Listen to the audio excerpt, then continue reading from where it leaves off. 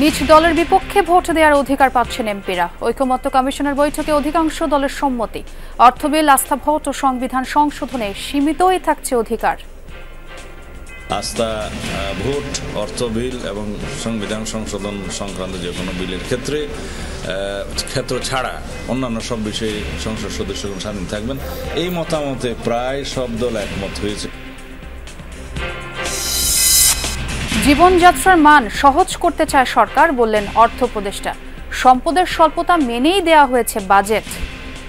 সংসদ চলবে, সংসদ চলমান, আমরা ভোট পারি করবো, পরে আমাদের পদচিহ্নগুলো রেখে যাবো, ফুটপ্রিন্ট, এটা ভবিষ্যতে যারা আছে তারা এটাকে আশা করে তারা এটা পশ্চিম করবে, ইমপ্লিমেন্ট করবে।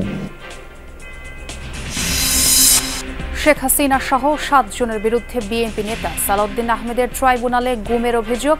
ফ্যাসিস্ট আমলে নির্যাতিতদের মামলা করার আহ্বান। স্বরাষ্ট্রমন্ত্রী তৎকালীন সহ আরও যারা র্যাবের এবং পুলিশের যারা জড়িত ছিল তাদের সবাইকে এখানে আসামি করা হয়েছে। রাজধানীর হাটে কোরবানির পশুর যোগান পর্যাপ্ত, এখনো জমেনি বিক্রি কিনি। দাম নিয়ে মিশ্র প্রতিক্রিয়া। গরু নিয়েছে 23টা, বিক্রি হয়েছে 2টা। বাজারে মানুষের সেরকম ক্রেতার আনাগোনা দেখছি না, এখন দেখা যাক, ভালো কিছু আশা করছি। 4 দিন আয়, 4 দিন বসে থেকে খাওয়ার টাকাও না এখন বর্তমানে।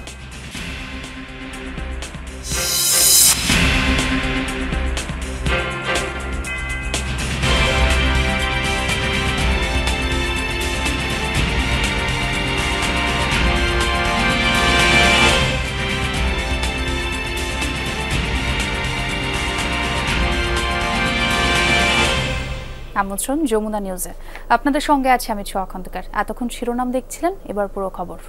অর্থ বিল, আস্থা ভোট ও সংবিধান সংশোধন ছাড়া যে কোনো বিষয়ে সংসদ সদস্যরা নিজ দলের বিরুদ্ধে ভোট দেওয়ার অধিকার পাচ্ছেন।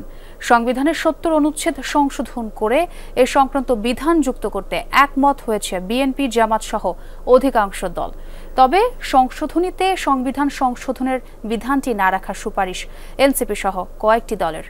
ঐকমত্য কমিশনের দ্বিতীয় ধাপের ইস্যু ভিত্তিক আলোচনার প্রথম দিনে এই আলোচনা হয়। সূচনা বক্তব্যে কমিশনের ভাইস চেয়ারম্যান আলী রিয়াজ জানান, জুলাইয়ের মধ্যে তারা জুলাই সনদের কাজ শেষ করতে চান।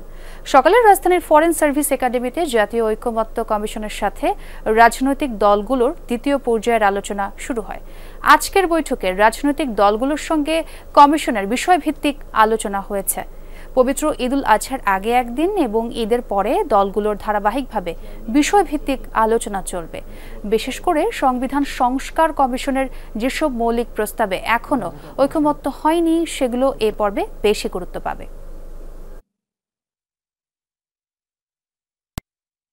কমিশনের পক্ষ থেকে একটা প্রস্তাব আছে, সেটাই চূড়ান্ত কথা নয়।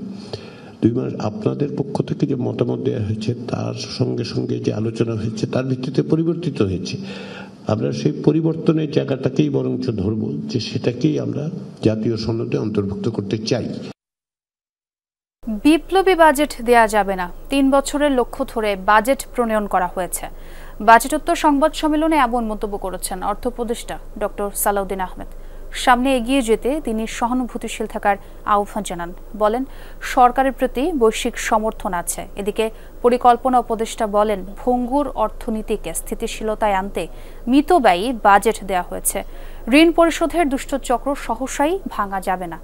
অর্থ উপদেষ্টা বলেন, অর্থনীতি আইসিইউতে ছিল, বিশৃঙ্খলা ছিল, প্রতিষ্ঠানগুলো ধ্বংস করে দেওয়া হয়েছে।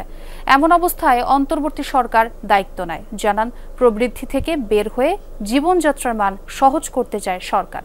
সামনে বন্ধুর পথ, সেই প্রেক্ষিতে বাজেট দেওয়া হয়েছে। বলেন, সম্পদের স্বল্পতা মেনে নিয়েই কাজ চলছে, তবে সব চ্যালেঞ্জ মোকাবেলা করা যায়নি। সামনে দিন আরও কঠিন। পপুলার ডিমান্ড মেনে নিয়ে সামষ্টিক অর্থনীতির নীতি গ্রহণ করা বেশ কঠিন।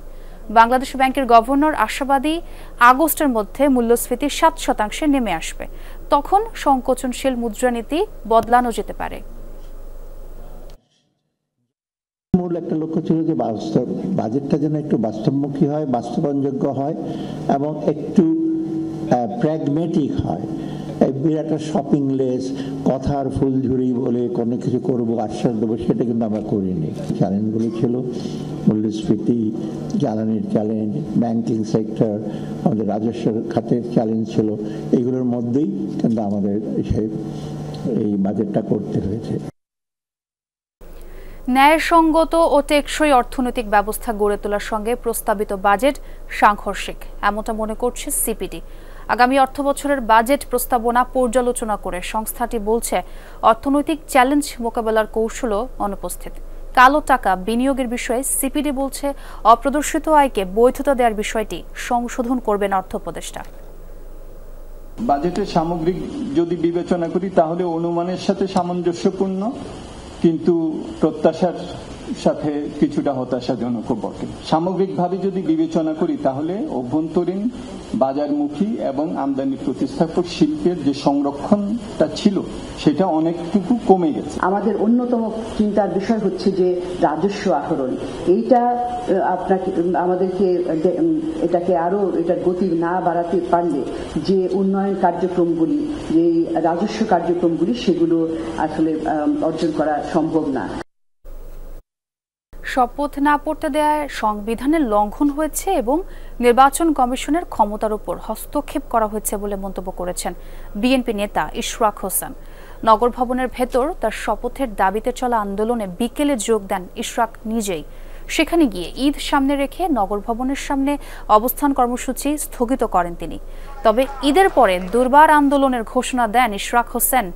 এর আগে ঢাকা দক্ষিণ সিটি কর্পোরেশনের মেয়র হিসেবে শপথ পড়ানোর দাবিতে আজও নগর ভবনের সামনে অবস্থান কর্মসূচি পালন করেন ইশরাকের সমর্থকরা। নগর ভবনের মূল ফটক ও সব বিভাগের অফিস গেটে তালাও ঝুলিয়ে দেওয়া হয়। আদালতের রায় হওয়ার পরও এই ইশরাক হোসেনকে মেয়রের দায়িত্ব বুঝে দেওয়া হয়নি। দীর্ঘদিন যাবতে নগর ভবন থেকে এই ঢাকাবাসী কোনো সেবা পাচ্ছে না, সেবামূলক কোনো কাজ করতে পারছে না। মেয়র ইশরাক হোসেনকে ক্ষমতা বুঝিয়ে দিয়ে স্বাভাবিক নাগরিক সেবা স্বাভাবিক করার জন্য সরকারের দৃষ্টি আকর্ষণ করছে। বর্তমান অন্তর্বর্তীকালীন সরকার এবং তার কতিপয় উপদেষ্টা তারা পক্ষপাতদুষ্ট হয়ে তারা আমাদের এই নির্বাচনের রায় নিয়ে টালবাহানা করেছে। দীর্ঘদিন যাবৎ তারা আমাকে শপথ না পড়ানোর মধ্য দিয়ে বাংলাদেশের সংবিধানকে লঙ্ঘন করেছে, নির্বাচন কমিশনের ক্ষমতাকে তারা অসম্মান করেছে। সরকারি কর্মচারীদের জন্য মহার্ঘ ভাতা নয়, ঘোষণা করা হয়েছে বিশেষ সুবিধা। সরকারের ঘোষণা অনুসারে ১ জুলাই ২০২৫ তারিখ থেকে বেতন গ্রেড ভেদে গ্রেড ১ ও তদূর্ধ্ব থেকে গ্রেড ৯ পর্যন্ত ১০% এবং গ্রেড ১০ থেকে গ্রেড ২০ পর্যন্ত ১৫% হারে বিশেষ সুবিধা দেয়া হবে। অর্থ মন্ত্রণালয়ের অর্থ বিভাগের প্রজ্ঞাপনে এই তথ্য জানানো হয়েছে। আরও বলা হয়েছে এই বিশেষ সুবিধা চাকরিরত ব্যক্তিদের ক্ষেত্রে ন্যূনতম ১,০০০ টাকা ও পেনশনভোগীদের ক্ষেত্রে ন্যূনতম ৫০০ টাকা হবে। জাতীয় বেতন স্কেলের আওতাভুক্ত সরকারি, বেসামরিক, স্বশাসিত রাষ্ট্রায়ত্ত প্রতিষ্ঠানগুলো, ব্যাংক, বীমা, আর্থিক প্রতিষ্ঠান, বর্ডার গার্ড বাংলাদেশ ও পুলিশ বাহিনীতে নিয়োজিত কর্মচারী ও পেনশনভোগীদের জন্য এই বিশেষ সুবিধা কার্যকর হবে। প্রজ্ঞাপনে বলা হয়েছে অবসরোত্তর ছুটিতে থাকা কর্মচারীরা পিআরএলে যাওয়ার আগ পর্যন্ত সর্বশেষ প্রাপ্ত মূল বেতনের ভিত্তিতে বর্ণিত গ্রেড ভিত্তিক হারে বিশেষ সুবিধা পাবেন।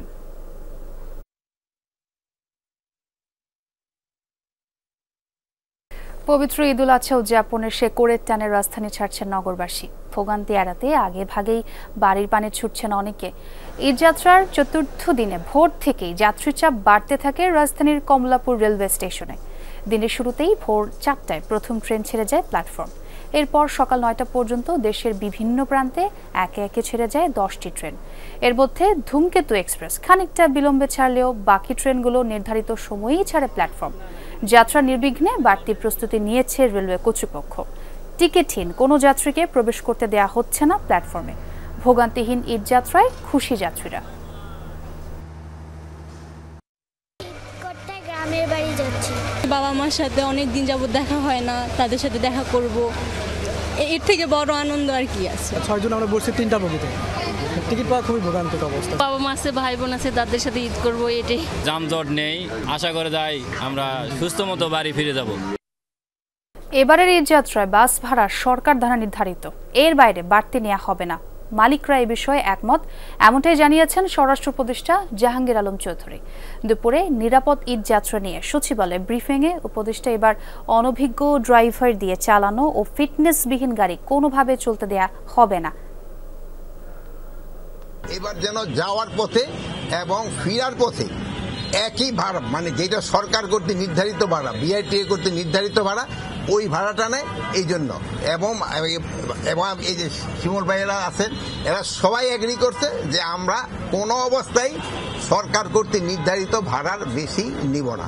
যাত্রী হয়রানি, টিকিট অতিরিক্ত না নেওয়া, ড্রাইভারদের রেস্ট দেওয়া, ডাকাতি বন্ধ করা, এই সবগুলো বিষয় আমরা একটা আলোচনা হয়েছে। সেই বিষয়গুলোতে আমরা আমাদের জায়গা থেকে, পুলিশের জায়গা থেকে, মালিক, শ্রমিক সবাই সম্মিলিতভাবে আমরা কাজ করব। আইন শৃঙ্খলা পরিস্থিতি নিয়ন্ত্রণে আন্ডারওয়ার্ল্ডের অপরাধীদের ব্যাপারে গোয়েন্দা নজরদারি রয়েছে বলে জানিয়েছে র্যাব। মঙ্গলবার সংবাদ সম্মেলনে র্যাবের নতুন মুখপাত্র বলেন, ঢাকামুখী পশু বহনে চাঁদাবাজি রুখতে র্যাবের গোয়েন্দা নজরদারি ও নিয়মিত টহল বৃদ্ধি করা হয়েছে।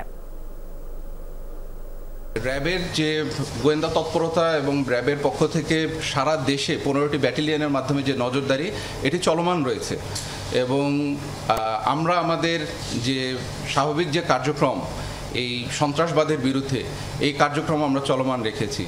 ইনশাআল্লাহ যদি কোনো রকমের অপতৎপরতা আমাদের নজরে আসে, তার বিরুদ্ধে আইনানুগ ব্যবস্থা গ্রহণ করা হবে অবশ্যই। আন্তর্জাতিক অপরাধ ট্রাইব্যুনালে নিজের অপহরণ ও গুমের অভিযোগে সাবেক প্রধানমন্ত্রী শেখ হাসিনা সহ 7 জনের বিরুদ্ধে অভিযোগ দাখিল করেছেন বিএনপির স্থায়ী কমিটির সদস্য সালাউদ্দিন আহমদ। বলেছেন, জুলাই আগস্ট হত্যাকাণ্ড সহ ফ্যাসিস্ট আমলে সংগঠিত সকল গুম, খুন, মানবতা বিরোধী অপরাধের বিচার করতে প্রতিশ্রুতিবদ্ধ তার দল। চিফ প্রসিকিউটর জানিয়েছেন, সালাউদ্দিন আহমেদের অভিযোগের তদন্ত হবে। 2015 সালের 10 মার্চ রাজধানীর উত্তরা থেকে নিখোঁজ হন বিএনপি নেতা সালাউদ্দিন আহমদ। এই ঘটনার 62 দিন পর একই বছরের 11 মে ভারতের মেঘালয় রাজ্যের শিলংয়ে স্থানীয় পুলিশ তাকে উদ্ধার করে। এরপর প্রায় 9 বছর ভারতেই অবস্থান করতে হয় তাকে। আওয়ামী লীগ সরকার পতনের পর 11 আগস্ট দেশে ফেরেন তিনি। দেশে ফেরার প্রায় 9 মাস পর মঙ্গলবার সকালে নিজের অপহরণ ও গুম হওয়ার বিষয়ে আন্তর্জাতিক অপরাধ ট্রাইব্যুনালে অভিযোগ দায়ের করলেন সালাউদ্দিন আহমদ, যাতে সাবেক প্রধানমন্ত্রী শেখ হাসিনা, আসাদুজ্জামান খান কামাল, জিয়াউল হাসান, বেনজির আহমেদ সহ 7 জনকে আসামি করেছেন তিনি। যারা নির্বাসিত হয়েছে, যারা কারাবাসে গিয়েছে, যারা অন্ধত্ব বরণ করেছে, চিরতরে অপঙ্গত্ব বরণ করেছে, শিকার হয়েছে হত্যাকাণ্ডের, এগুলো সবগুলোর বিচার করা হবে ইনশাআল্লাহ। তবে এতগুলো বিচার করার জন্য আমাদের হয়তো ভবিষ্যতে আরও ট্রাইব্যুনাল বাড়াতে হবে, প্রসিকিউশন টিম বাড়াতে হবে, ইনভেস্টিগেশন টিম বাড়াতে হবে। এগুলো আমাদের প্রতিশ্রুতি, জাতির কাছে সমগ্র জাতির প্রত্যাশা, আমাদের প্রতিশ্রুতি তো বটেই, এগুলো কন্টিনিউ করতে হবে। সমস্ত রেকর্ড সব কিছু আমাদের কাছে আছে, কিন্তু বিচার যারা প্রার্থী তাদেরকে দয়া করে এসে মামলা দায়ের করতে হবে। পরে চিফ প্রসিকিউটর বলেন, এই অভিযোগ পাঠানো হবে তদন্তের জন্য। যে সমস্ত মানুষ গুমের শিকার হয়ে কখনো ফিরে আসেননি, যাদেরকে আমরা ধারণা করছি যে যাদেরকে হত্যা করা হয়েছে, তাদের বিষয়গুলো সলভ করাটা সময় লাগতে পারে, কিন্তু যেগুলো সার্ভাইভার্স আছেন, যে সমস্ত ভিকটিম ফিরে এসেছেন, তাদের মামলাগুলো প্রমাণ করাটা সহজ এবং দ্রুততার সাথে সম্ভব। সেক্ষেত্রে সালাউদ্দিন সাহেব যে এগিয়ে এসেছেন, এটা আমাদের তদন্ত কাজকে সাহায্য করবে। এদিন শেখ হাসিনা ও গাইবান্ধার আওয়ামী লীগ নেতা শাকিল আলমের বিরুদ্ধে আদালত অবমাননার অভিযোগের চূড়ান্ত শুনানি আগামী 19 জুন নির্ধারণ করেন ট্রাইব্যুনাল। এছাড়া চানখারপুলে 6 জন হত্যার ঘটনায় পলাতক 4 জনকে আদালতে হাজির হতে পত্রিকায় বিজ্ঞপ্তি দেওয়ার নির্দেশ দিয়েছেন ট্রাইব্যুনাল। আনিল মারুফ, যমুনা নিউজ, ঢাকা। নির্বাচন ডিসেম্বর থেকে ফেব্রুয়ারির মধ্যে হলে ভালো হয়, এপ্রিল পার হওয়া ঠিক হবে না। তবে ভোটের জন্য সরকারকে সময় বেঁধে দেওয়ার পক্ষে নয় জামাত, এমন মন্তব্য করেছেন দলটির আমির ডক্টর শফিকুর রহমান। বর্তমান নির্বাচন কমিশনের কাছে প্রত্যাশা, তারা যে জায়গাটায় বসেছেন এটা আমানতের জায়গা, সম্মানের জায়গা, বিশ্বস্ততার জায়গা এবং জাতিকে একটা ভালো নির্বাচন উপহার দেওয়ার জায়গা। আমরা আশা করব তারা তাদের সম্মান নিজেরা রক্ষা করবেন। এখনো জমে ওঠেনি রাজধানীর কোরবানি পশুর হাট, তবে পশুর আমদানি রয়েছে প্রচুর। সকালে গাবতলী পশুর হাটে প্রচুর পরিমাণে কোরবানির যোগ্য পশুর দেখা মেলে, তবে ঈদের 4 দিন বাকি থাকায় ক্রেতার সংখ্যা ছিল খুবই কম। এবারের হাটে ছোট আকারের গরু 80,000 আর বড় গরুগুলোর দাম হাঁকা হচ্ছে 5 থেকে 7 লাখ টাকা।